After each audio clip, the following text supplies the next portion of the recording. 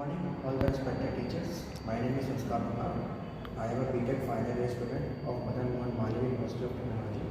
I am doing my BTech in Electrical Engineering. Since 2020, when I was in second year, I am helping the students to prepare for the IIT JEE and NEET examinations. I am teaching physics and mathematics both since 2 years. So I have teaching experience of 2 years in both these subjects. Today, I am going to give a demo lecture on physics. The topic of my demo class is projectile motion. So let's discuss the topic projectile motion. सबसे पहले हमें समझते हैं कि projectile क्या होता है। Projectile एक वस्तु होता है जिसे हम लोग फेंकते हैं। कहाँ फेंकते हैं? अंडर ग्रेविटी फेंकते हैं। जैसा हमें पता है कि इसमें सरफेस होता है, ठीक है। And we all know that the gravitational force acts downwards, ठीक है। अब यहाँ पे जैसे मान लीजिए कोई पत्थर है, इसको हमने उठा के ऐसे फेंक दिया। ये पत्थर ट्रैवल करेगा और इस पर ग्रेविटेशनल फोर्स एक्ट करेगा। तो ये जो फिनोमिना है जिसे हमें आज स्टडी करना है, इसी को हम लोग प्रोजेक्टाइल मोशन कहते हैं। बेसिकली यहाँ पर होता क्या है कि एक कोई पार्टिकल होता है जो अंडर ग्रेविटी मूव कर रहा होता है, ठीक है। अच्छा, अंडर ग्रेविटी हम ऐसे भी मूव करा सकते हैं कि ये कोई पार्टिकल है उसको हम नीचे ऐसे गिराते हैं, ठीक है। ये भी एक अंडर ग्रेविटी मोशन होता है, ठीक है। बट हम यहाँ पे क्या करेंगे कि पार्टिकल को एक सर्टेन एंगल पे छोड़ेंगे, ठीक है। क्योंकि हम ये जानते हैं कि अगर हम ऐसे गिराएंगे तो ये तो एक स्ट्रेट लाइन मोशन है, ठीक है ना। ये तो 1D मोशन हो जाएगा, ठीक है। हमें इस तरह से नहीं फेंकना है, हमें इस तरह से फेंकना है, कुछ एंगल पे फेंकना है, सर्टेन एंगल, ठीक है। इसे हम यहाँ पे स्टडी करेंगे। अब जैसे कि आप देख सकते हैं कि मान लीजिए यहाँ पे कोई एक पार्टिकल है जिसको मैंने ऐसे फेंका है थीटा एंगल पे, ठीक है। और suppose the initial velocity of this particle is u, okay.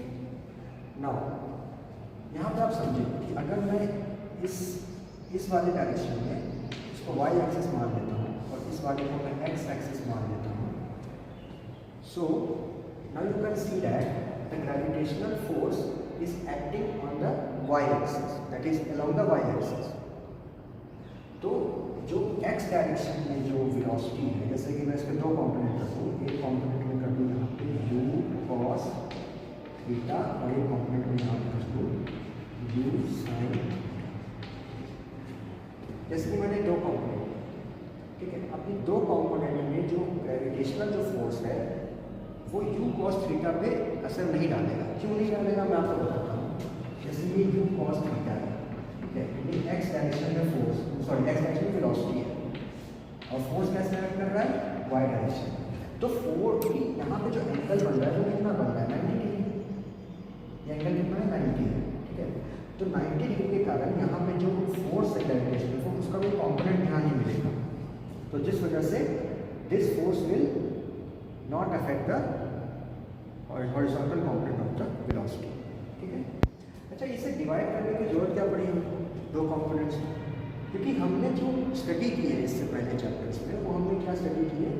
We are studied about the 1D motion.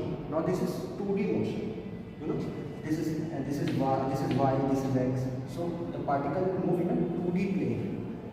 तो 2D को हमें पढ़ने के लिए हमने क्या किया है? हमने इसको एक कॉम्पोनेंट इधर ले लिया, एक कॉम्पोनेंट इधर ले लिया। तो इससे क्या होगा कि इधर वाला जो मोशन है उसको हम जैसे जो x डायरेक्शन में है उसको हम अलग स्टडी करेंगे, y वाले को अलग स्टडी करेंगे, फिर दोनों को कंबाइन कर देंगे। तो जिस तरह से क्या होगा कि हमें 2D मोशन का पिक्चर मिल जाएगा, okay. So now let's do some questions. जैसे मैं आपको बताऊं कि अगर आप जनरली देखें ना, अगर आप किसी पत्थर को फेंकें तो आपका जो पत्थर होता है वो इस तरह से ट्रैवल करता है, कुछ इस तरह से, ठीक है। ऐसे कुछ ट्रैवल करता है, ये आप लोग प्रैक्टिकली देख सकते हैं, लेकिन इस तरह से ट्रैवल करता है। अब ये जो आप कर्व देख रहे हैं, ये कर्व है क्या?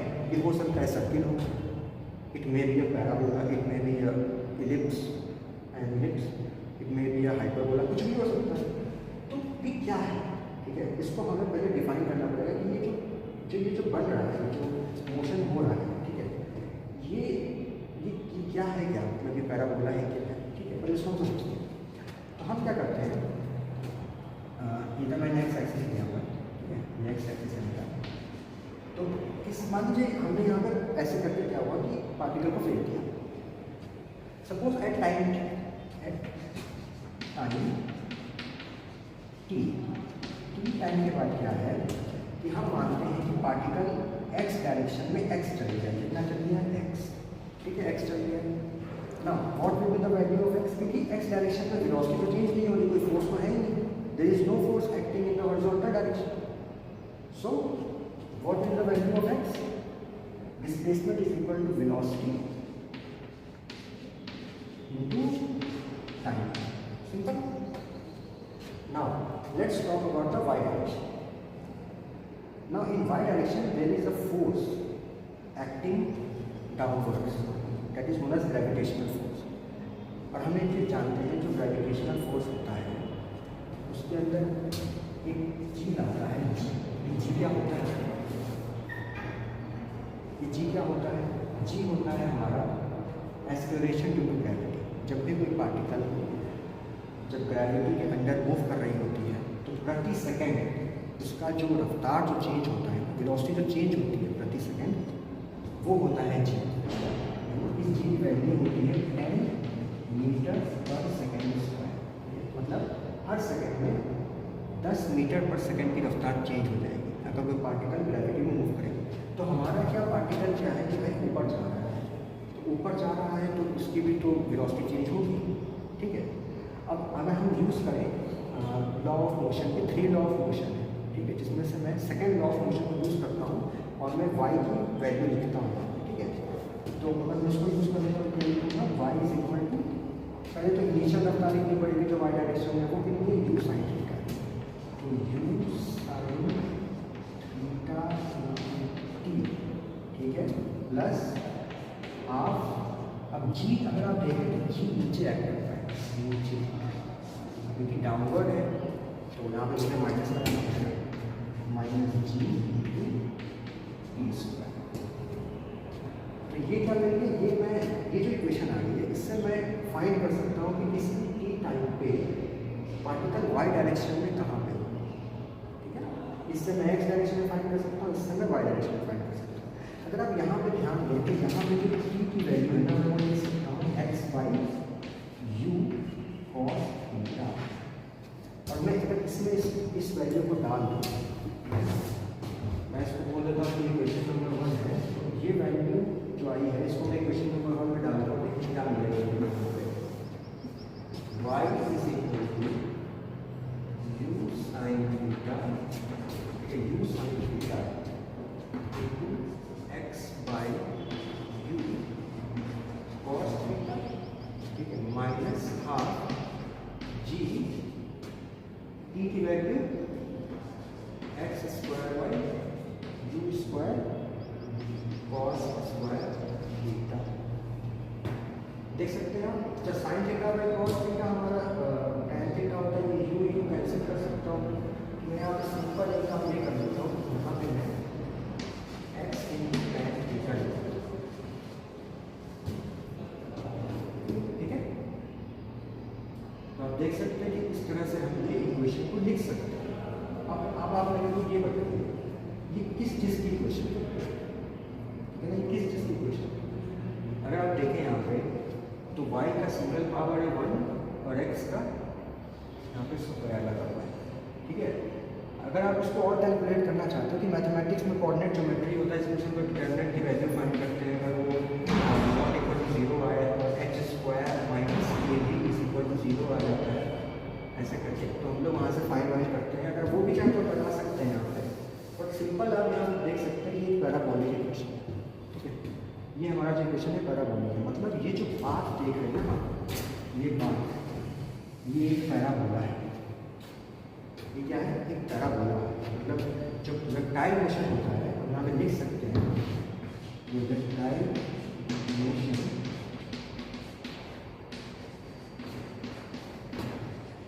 follows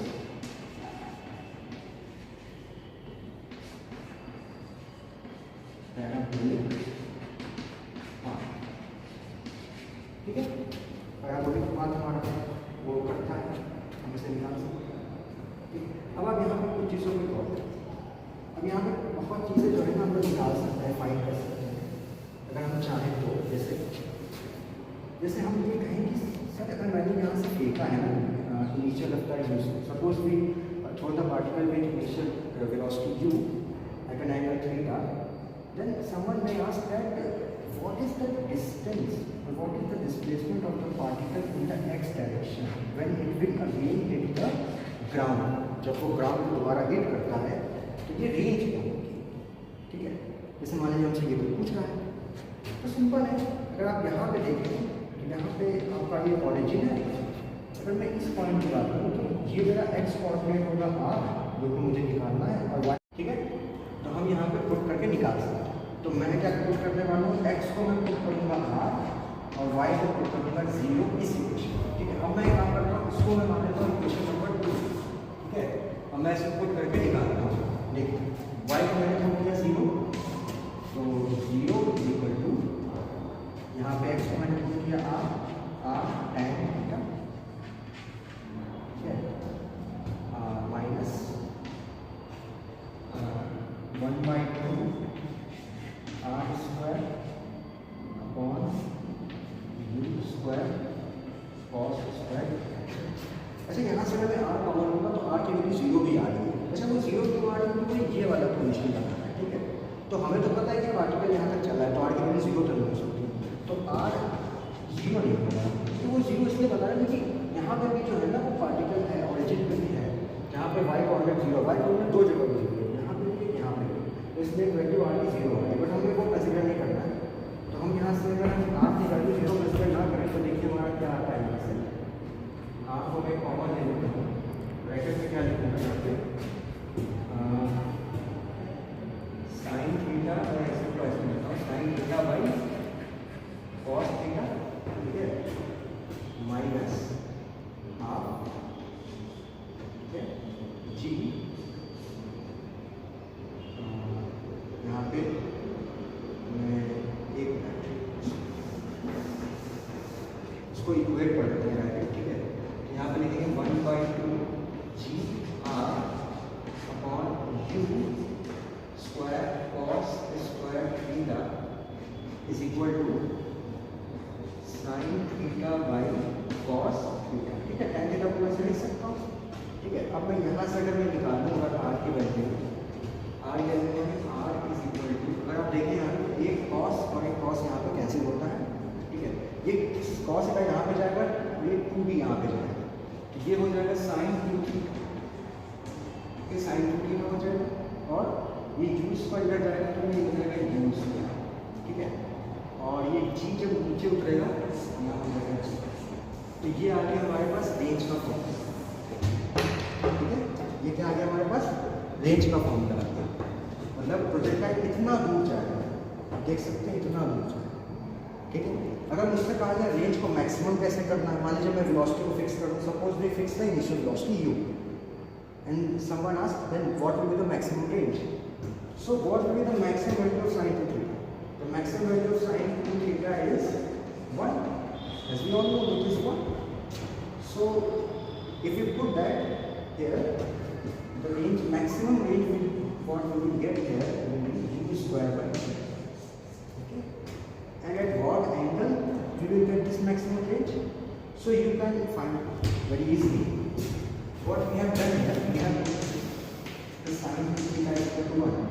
Now, when sin theta will be 1, when 2 theta is equal to 90 degree. So it will be equal to pi by 2. So theta is equal to pi by 2. यानी कि जब थीटा की वैल्यू 45 डिग्री होती है तो range maximum होता है, ठीक है, क्लियर। इसमें तो कुछ वैसा है नहीं। अच्छा यहाँ पे और भी चीज़ें निकाल सकते हैं, जैसे हमसे पूछा जाए कि कितना टाइम लगेगा पार्टिकल को वापस गिरने में, ठीक, कितना टाइम लगेगा।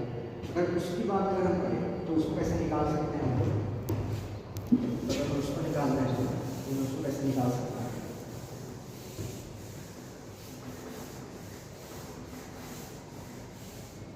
देखिए मैंने अभी एक इक्वेशन लिखी थी, क्या लिखी थी, y is equal to U Y, U Y क्या है, यू वाई है आपका यू साइन थीटा, ठीक है, मैं उसको यू वाई बोलता हूँ, इंटू माइनस का हाफ जी टी स्क्वायर, ठीक है। अब आप ये देखिए जब ये वापस गिर रहा है यहाँ पे, ठीक है, यहाँ पे y की वैल्यू कितनी है 0, तो मैं y को 0 रख देता हूँ is equal to U Y into T minus half G into T square. यहाँ से एक वैल्यू टाइम की 0 भी आएगी, वो हमें कंसिडर नहीं करेंगे। वो वैल्यू क्यों आ रही है, क्योंकि हमने पार्टिकल को जब रिलीज किया था तब भी वो y इज इक्वल टू 0 पे था, ठीक है ना, तो वो वैल्यू आ रही है। तो हमें यहाँ पे t इज इक्वल टू 0 को एक्सपेंड नहीं करना, क्योंकि वो तो इनिशियल टाइम है जब हम मोशन स्टार्ट कर रहे थे। अगर मैं यहाँ पे उसको कंसिडर ना करूँ तो दूसरी वैल्यू जो टाइम की आएगी, लेकिन कितनी आएगी, मैं अगर इसको इधर भेज दूँ, ठीक है, तो ये 2 इधर चला जाएगा और यू वाई को मैं देता हूँ you sine theta over ji.